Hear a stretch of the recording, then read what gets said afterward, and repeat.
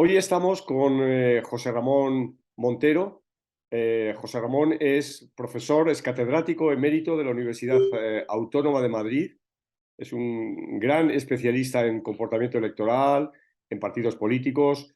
Sobre todo su zona de investigación ha sido el sur de Europa y se ha caracterizado por dirigir una enorme cantidad de tesis sobre estos asuntos y también establecer redes con colegas de distintos países de este ámbito que trabajan estos temas. José Ramón, bienvenido a Los Retos de la Política, este programa del área de Ciencia Política de la Universidad de Salamanca.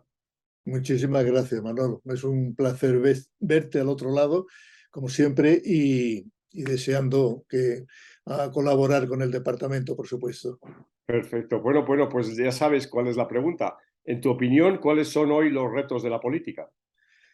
Pues de la política democrática. Yo tengo tres o cuatro temas que me han preocupado siempre. Algunos de ellos los heredé de mi maestro Juan Linz, con el que también trabajé sobre ellos. Y sobre todos ellos he intentado a publicar fundamentalmente con una orientación cuantitativa y comparada.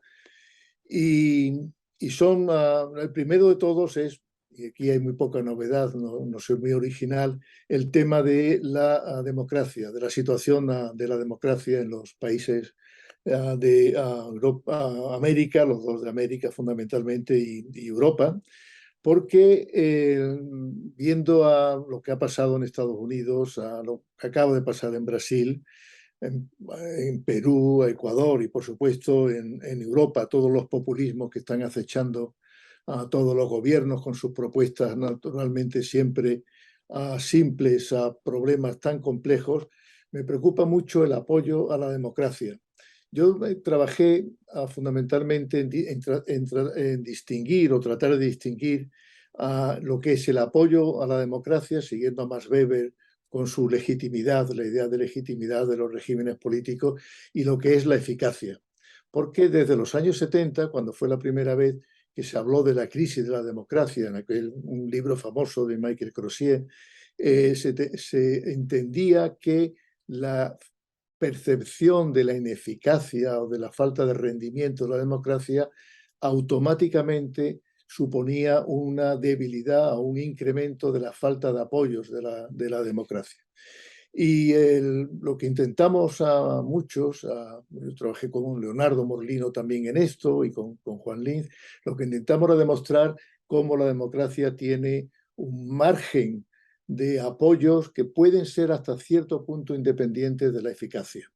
¿Por qué es esto? Bueno, esto es una historia un poquito más larga de contar, pero me alegra de ese, digamos, descubrimiento y que he podido luego comprobar, de hecho, con los problemas de la democracia, la gran recesión en 2008, donde se dieron cita lo que yo he llamado las 4 Ds de desconfianza, descontento, desafección y, desde el punto de vista electoral, desalineamiento.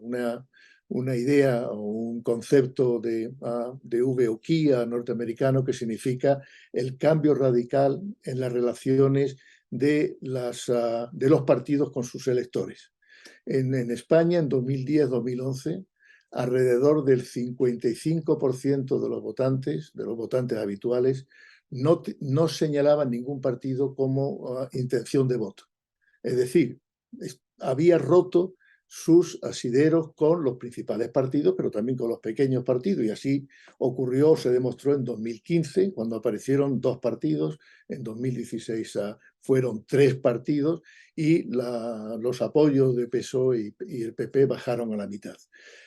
Esto fue saludado con una extraordinaria alegría, con grandes gritos de que por fin se había acabado el bipartidismo. Yo intenté, la medida de lo posible, naturalmente, son estas cosas que se hacen, a apuntar que el aumento de la volatilidad electoral, el aumento del número de partidos que se ha duplicado en el Parlamento y en las elecciones, y el aumento de la polarización con partidos a extrema izquierda y a extrema derecha, no aventuraban muchos elementos positivos para el funcionamiento normal, aburrido de la política, que consiste en discutir políticas públicas para no la felicidad, para el mejoramiento de la situación de la gente, especialmente en momentos donde nos encontramos con problemas gravísimos, como el de la desigualdad, también otra herencia de 2008, el cambio climático, esto tiene otro origen y demás. Con lo cual, entonces, y creo que vamos comprobando que la situación de dos partidos y medio no era bipartidismo, dos partidos y medio tenían muchos problemas, el tema de los partidos nacionalistas, etcétera, pero desde luego eran problemas minúsculos en comparación a lo que hay ahora, donde la polarización es tal que un partido político se atreve o con toda claridad a desobedecer la Constitución. Otros partidos se atreven a ser desleales completamente con el sistema político, etcétera. Bueno, esto es un reto que ocurre en muchos otros países europeos. Lo que está ocurriendo en Estados Unidos es 3/4 de lo mismo, solo con dos partidos, pero uno de ellos secuestrado por un tipo como Donald Trump y también con problemas de desigualdad terribles, etcétera, ¿no? Este es mi primer punto que señalaría De como acuerdo. a mí personalmente el mayor reto que tenemos delante. De acuerdo. Y dentro de, de lo que percibes tú como, como uno de los elementos fundamentales que están detrás de estas 4Ds, ¿qué papel, y es una pregunta que casi siempre formulo, Sí. das tú a los nuevos cambios que se han producido o que se vienen produciendo en los últimos 15, 20 años en el ámbito de las nuevas tecnologías? Bueno, las nuevas tecnologías que yo no que sí sí, hay dos tipos de nuevas tecnologías o tres: la inteligencia artificial aplicada, que eso yo creo que por el momento nos pilla un poquito grandes o no aplicamos; las nuevas tecnologías como la que estamos utilizando y otras parecidas que son de un dominio del 80% de los usuarios; y luego las nuevas tecnologías que también son muy frecuentes de redes sociales, Twitter, Instagram, Correcto. TikToks, etcétera. Eh, Naturalmente, la segunda que he planteado es positiva, porque permite una mayor información de los ciudadanos, pero con el problema de que las fuentes de información son muchísimas y el volumen de la información es inconmensurable, es imposible. Con lo cual, entonces, haría falta que la existencia de grupos, personas, autoridades, organizaciones, etcétera, que filtren la información sin Sí. controlarla naturalmente, que filtren la información y que se produzca, no sé, la verdad es que no sé cómo, porque lo que se comprueba es lo contrario, que se produzca un cierto resultado de permitir a los ciudadanos conocer qué es lo importante y qué es lo accesorio, porque a la importancia que es justo al revés. Y esto en política es extraordinariamente importante, por un tema que hay algunos estudios que están conectando lo que es las actitudes de desafección hacia la política con el uso exclusivo prácticamente para búsqueda de información de las redes sociales. Es Sí, decir, yo cada vez que encuentro a personas que dicen, no, yo leo la prensa en Internet. Bueno, sí, cuando se le pregunta, hay estudios que demuestran que cuando se le pregunta qué es lo que ha leído, no ha pasado los titulares y además en diagonal, como es lógico, ¿no? Porque decir la prensa para leer un medio, en primer lugar, y luego pues se suele leer, el tiempo medio son de 5 a 8 minutos, pues es imposible leer nada. Entonces, el problema de la desafección se basa en la desinformación. Quiero decir, los desafectos son personas que no se acercan a la política porque les repele, les irrita, piensan que están en manos de unos aventureros y demás.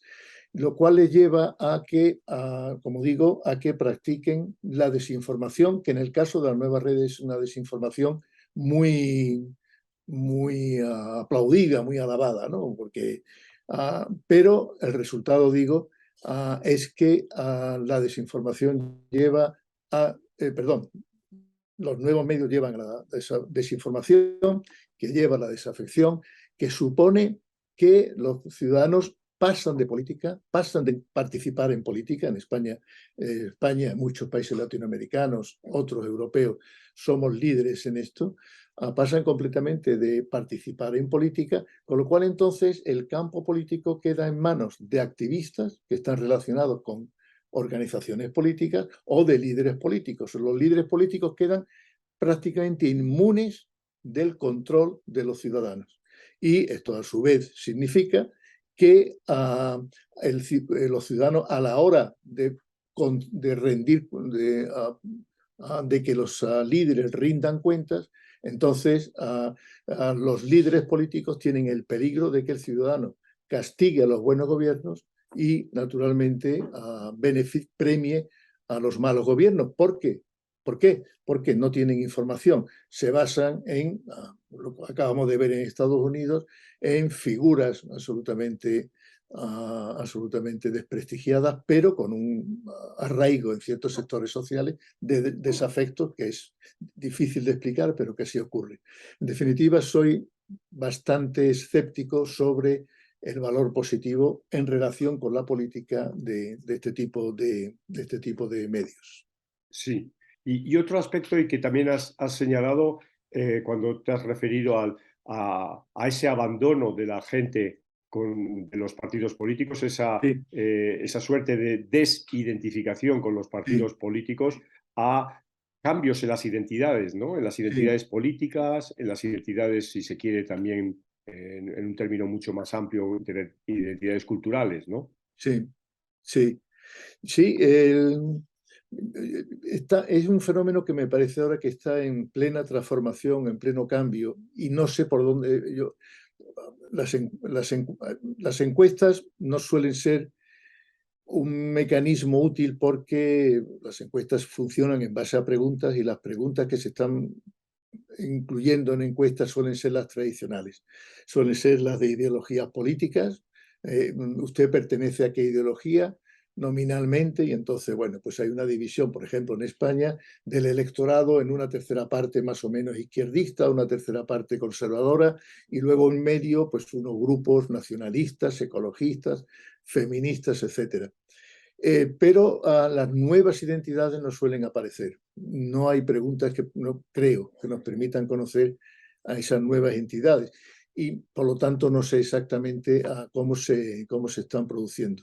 Las viejas identidades son las que funcionan políticamente, quiero decir, son las que electoralmente son las que aparecen en las elecciones, se suelen medir además, esa sí funciona muy bien, de izquierda a derecha, mediante la autoidentificación en izquierda, centro izquierda, etcétera, suele funcionar muy bien, suele correlacionar prácticamente con todo lo esperable en temas de religiosidad, clase social, etcétera.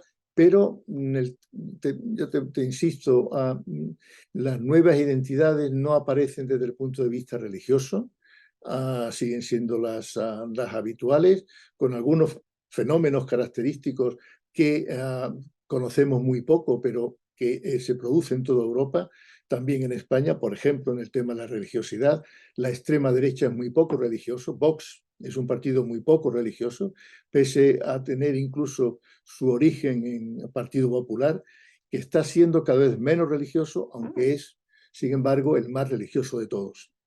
El tema de identidades culturales tampoco aparecen. Los Ajá. grupos etarios de edad son relevantes sobre todo en la juventud hasta los años 30 y aparece algo más a partir de la jubilación de los años 70, pero no hay grupos etarios con identidades específicas y naturalmente luego tenemos el grupo de identidades nacionalistas o antinacionalistas que han sido tan importantes en el caso catalán, que son tan importantes en el caso del País Vasco, crecientemente en Navarra, crecientemente en País Valenciano y en Mallorca, y con Galicia en una situación intermedia.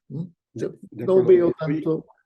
Sí, sí, y José Ramón, en el ámbito institucional y teniendo en cuenta, bueno, que parte de las personas que ven estos programas provienen de países latinoamericanos sí, y y que siempre tenemos una especial atención al tema del presidencialismo, ¿no? sí, Y tú has citado antes a tu maestro, a nuestro maestro, Juan Lin. sí, sí.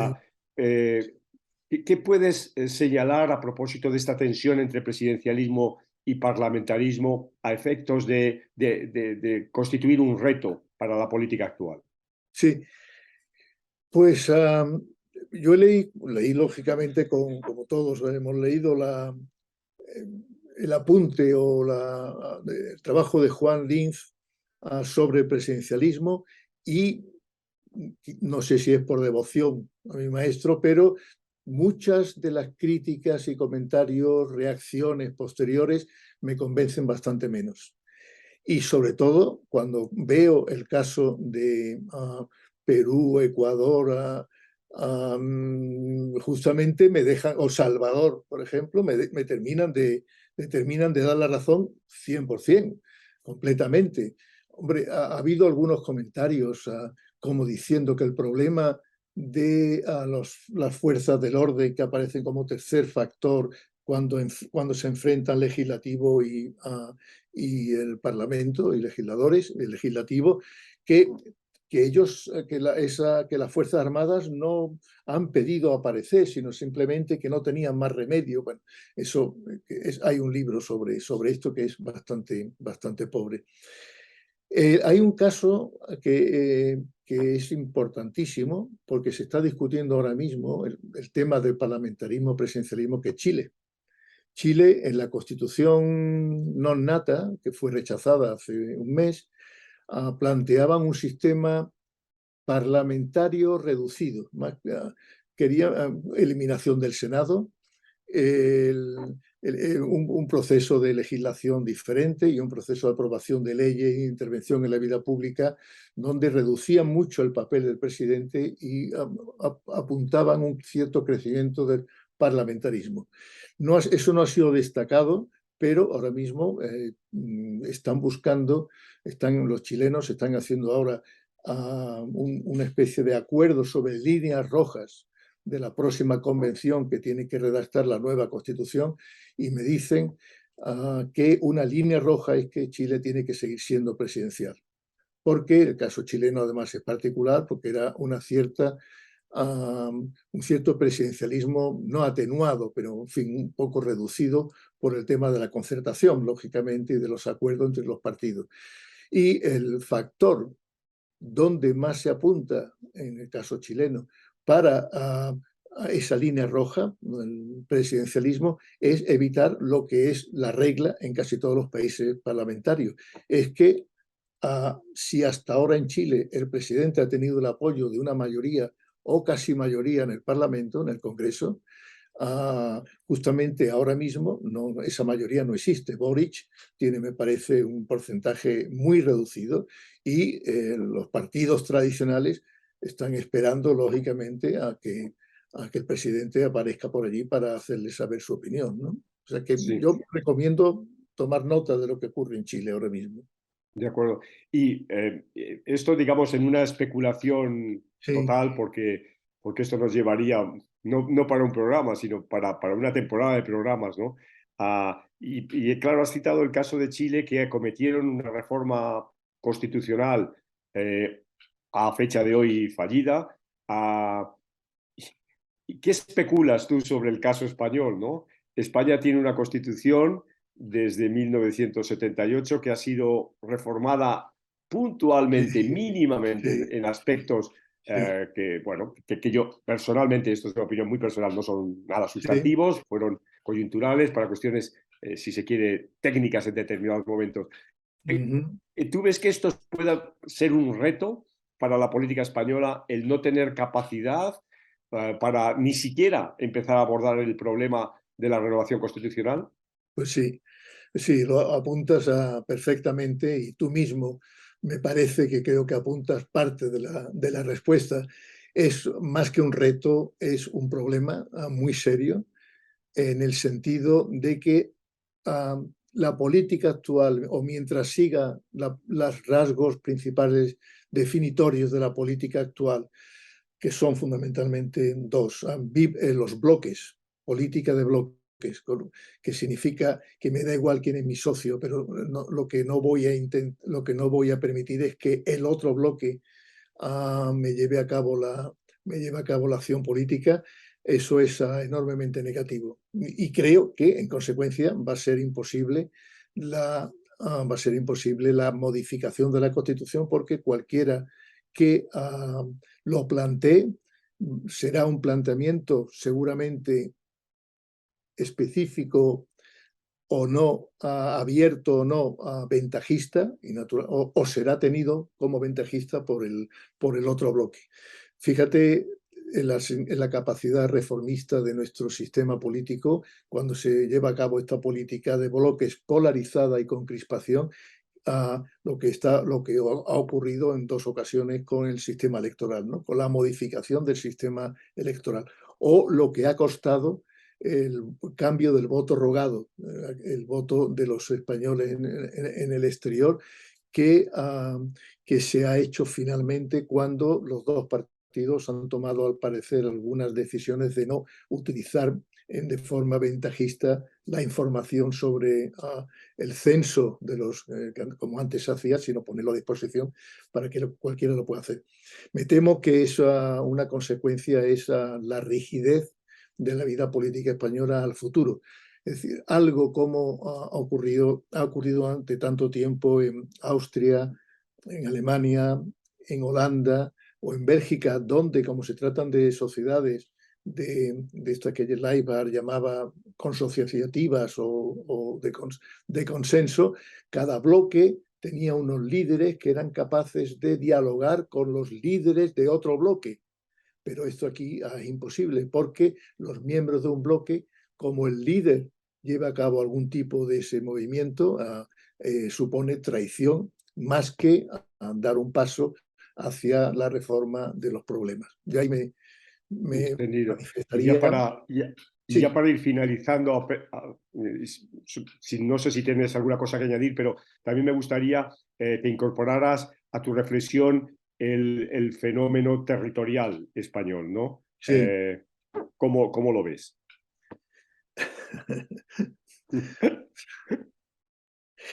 Manolo, que me pierdes. Bueno, desde un punto de vista politológico, el fenómeno territorial español es un ejemplo magnífico de cómo se crea un clivaje. En el tema politológico se ha estado discutiendo mucho tiempo qué son los clivajes, cuáles están vivos, cuáles no están vivos, y cómo se ha modificado, etc. Pero se ha prestado muy poca ocasión, porque claro, los clivajes nacieron hace un siglo, o si no antes, en el siglo finales del XVIII, XIX, pero el caso del nacionalismo catalán, o sea, el caso del clivaje catalán es un ejemplo perfecto de cómo desde arriba los líderes políticos crean un enfrentamiento y cómo, desgraciadamente, otros líderes políticos, el gobierno central, por las características de su líder y del propio gobierno, cómo esa creación del clivaje se deja crecer, se deja pasar sin ningún tipo por la pereza, ¿no? La famosa pereza del gobierno Rajoy. Tener a un país donde cuando un líder político de la izquierda o de los nacionalistas dice que somos un país multinacional, multicultural, multilingüístico, y los líderes de Madrid, vamos a decir, a los líderes nacionales saltan enfervorecidos contra esa afirmación que se estima que es traición a la esencia patria, pues no aventura nada positivo. Yo no soy optimista personalmente, pero con datos en la mano me da la impresión de que por el momento, que es lo único que se puede hacer, porque dentro de 10 años o 5 alguien puede de nuevo recrecer el clivaje, el enfrentamiento territorial, Pero por el momento los datos incluso del CEO, del Centro de Estudios de Opinión catalán, muestran que el independentismo se mantiene levemente a la baja, mientras que el 50% o más del 50% de los catalanes dicen que prefieren una autonomía con algo más de competencia o prefieren el estado de las autonomías como existe. Y por supuesto, la identidad de catalanes, tan catalanes como españoles, sigue siendo claramente mayoritaria. Eso es positivo, eso implica un cierto optimismo, pero como también decía nuestro maestro Linz, la capacidad de algunos líderes políticos de hacer y decir imbecilidades y de crear problemas inexistentes es algo que nunca se puede descartar. Muy bien, José Ramón. Con estas sabias palabras terminamos este programa de hoy. Te agradezco enormemente tu colaboración, el aporte con tus ideas y seguimos en contacto. Muchísimas gracias. Manolo, como siempre, un placer y un abrazo fuerte. Gracias.